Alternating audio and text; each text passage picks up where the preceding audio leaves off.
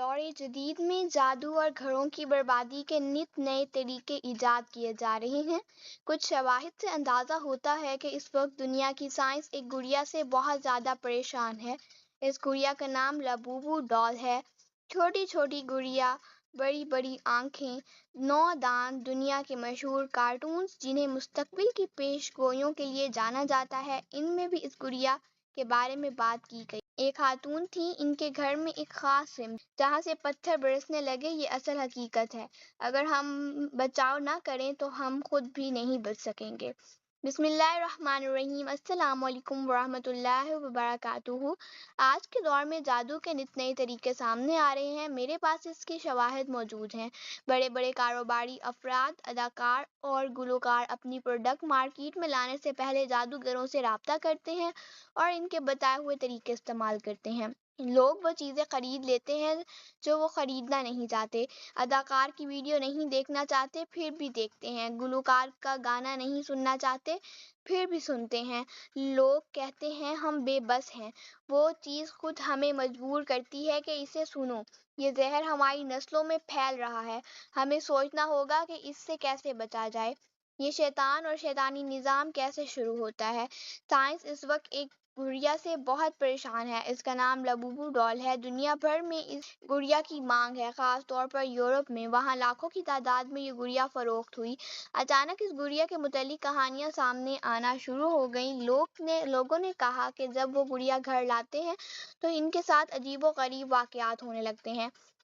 Philippines کی ایک خاتون نے بتایا کہ جب سے اس نے یہ گڑیا گھر میں رکھی، اسے عجیب آوازیں سنائی دینے لگیں، فرنیچر پر خراشیں پڑنے لگیں، گڑیا کے دانتوں جیسے نشانات بھی ملے۔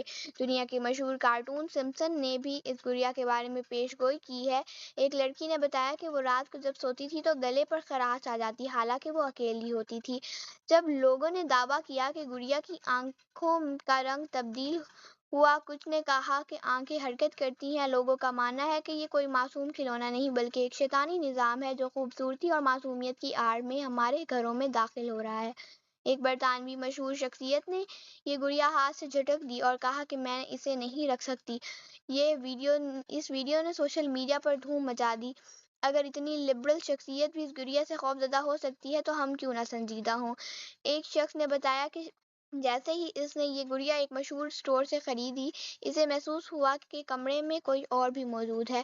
میں نہیں کہتی کہ یہ ہر گڑیا ایسی ہوتی ہے، لیکن میرے تجربات اور مشاہدات میں یہ بات سامنے آئی ہے کہ اگر کوئی کھلونا انسانی آنکھوں جیسا لگتا ہو تو وہ شیطانی قبضے میں آ سکتا ہے۔ میں آپ کو حضرت خالد بن ولید رضی اللہ عنہ کا واقعہ سناتی ہوں۔ ایک علاقہ فتح ہوا جہاں ایک بت میں رات کو آواز آتی تھی۔ جب صحابہ نے تحقیق کی تو معلوم ہوا کہ اس بت کے اندر ایک جن چھپا ہوا ہے۔ جب اس بت کو توڑا گیا، وہ چیخنے لگا کہ میں صدیوں سے لوگوں کو گمراہ کر رہا تھا، لیکن تمہارے اللہ کے ذکر نے مجھے جلا کر راکھ کر دیا۔ اسی لیے میرے آقا صلی اللہ علیہ وسلم نے تصویروں، جانوروں کے مجسموں، حتیٰ کہ بچوں کی شکل والی گڑیاں سے بھی منع فرمایا۔ یہ چیزیں شیطانی اثر رکھتی ہیں۔ میں نے اپنی زندگی میں ایک خاتون دیکھی جو ایسی گڑیا بناتی تھی، اس میں سوئیاں چبھوتی اور کالا لیپ کر کے انہیں دفن کر دیتی۔ وہ کہتی تھی کہ جس نے نکالا وہ برباد ہو جائے گا۔